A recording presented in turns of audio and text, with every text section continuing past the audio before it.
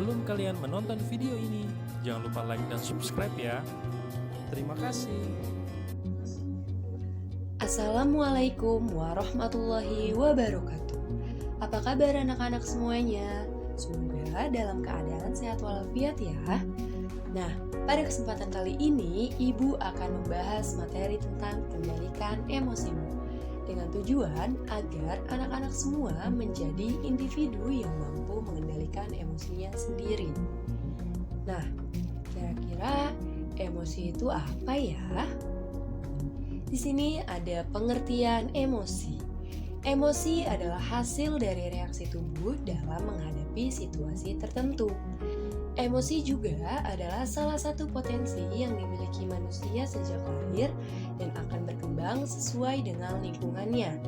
Nah, situasi yang dihadapi di sini mencakup emosi marah, malu, bahagia, takut, dan sedih seperti itu.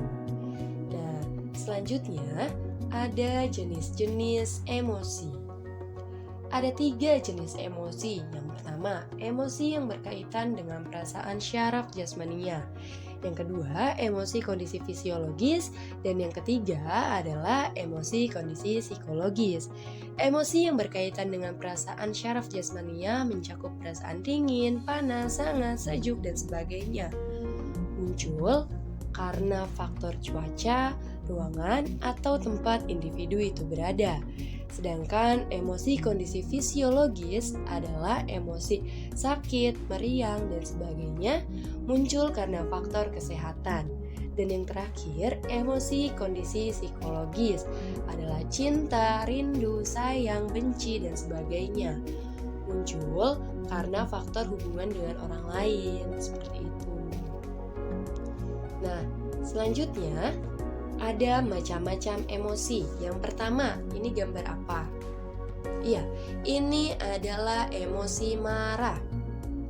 Seseorang yang marah terhadap orang lain disebabkan ia menganggap bahwa orang itu bersalah terhadap dirinya. Orang yang marah bisa menunjukkan tingkah laku agresif, mengganggu orang yang dikenai marah, membanting barang, memukul, bahkan membunuh. Nah, anak-anak jangan sampai seperti itu ya.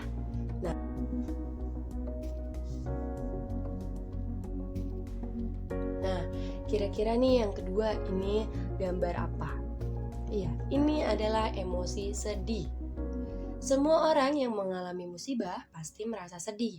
Karena sedih, seseorang bisa menangis, bisa mengurung diri di kamar, dan tidak mau bergaul dengan orang lain. Nah, saat kita sedih, kita pasti memiliki cara.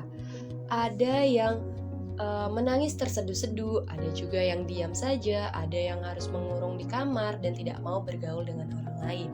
Nah, kira-kira kalau anak-anak yang mana nih kalau lagi sedih? Nah, selanjutnya ini kira-kira gambar apa? Ya, ini adalah emosi iri. Orang sering membandingkan keadaan dirinya dengan orang lain. Jika dirinya lebih rendah atau kurang dari orang yang dibandingkan, maka timbul rasa iri.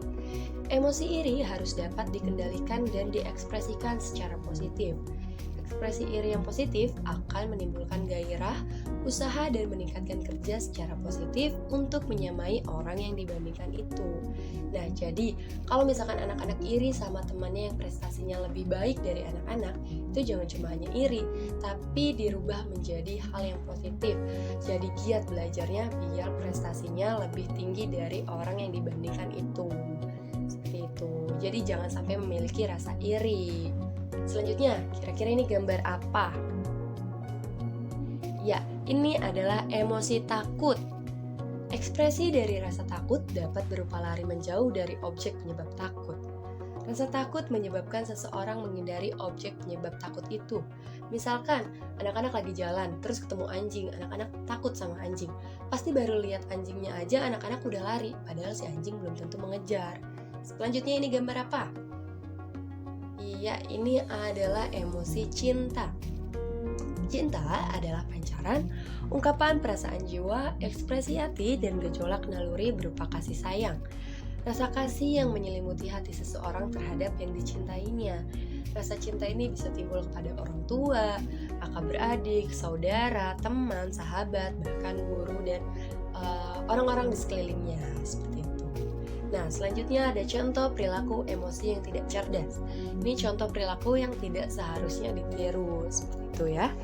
Seseorang yang secara emosi tidak cerdas biasanya bersifat agresif, cenderung berpikir negatif, malas dan lebih suka melakukan kegiatan untuk menyenangkan diri secara berlebihan, lebih mementingkan diri sendiri atau egois, tidak mampu menentukan tujuan, cepat cemas dan depresi, menarik diri dari pergaulan, suka memanfaatkan kelemahan orang lain, tidak sopan, dan kurang percaya diri. Seperti itu. Nah, ada cara mengendalikan emosi. Nah, kita bisa melakukan pengelolaan emosi.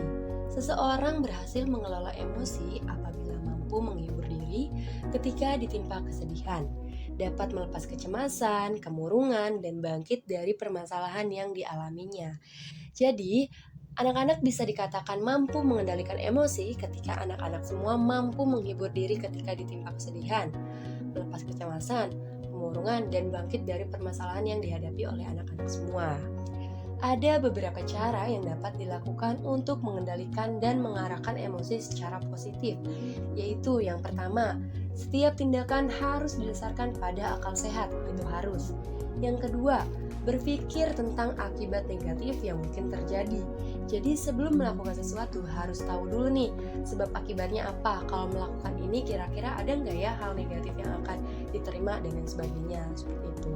Yang kedua, berusahalah untuk memaafkan kesalahan orang lain. Jadi harus banyak-banyak memaafkan kesalahan orang lain, jangan sampai menyimpan dendam. Yang keempat, memotivasi diri dengan berpikir positif. Jadi perbanyak berpikir positif, dihilangkan yang negatif-negatifnya. Seperti itu anak-anak. Kesimpulan, emosi merupakan respon dari dalam diri manusia yang muncul karena reaksi dari luar manusia itu sendiri. Emosi sangat mendukung dalam kehidupan, entah itu emosi positif maupun emosi negatif. Pentingnya individu mengelola emosi dalam kehidupan karena seseorang yang mampu mengelola emosi akan mampu mengetahui dan menangani perasaan mereka sendiri dengan baik. Kemampuan mengelola emosi akan mempunyai andil yang lebih besar dalam kesuksesan seseorang, lebih dari mengendalikan kecerdasan intelektualnya. Seperti itu. Sekian yang dapat Ibu sampaikan tentang materi kendalikan emosimu ini. Semoga materi yang Ibu sampaikan ini bisa bermanfaat untuk anak-anak semua, dan Ibu harap setelah kita membahas materi ini, anak-anak bisa lebih belajar lagi untuk mengendalikan emosinya. Kurang lebihnya dari Ibu mohon maaf. Billahi taufiq wal hidayah. Wassalamualaikum warahmatullahi wabarakatuh.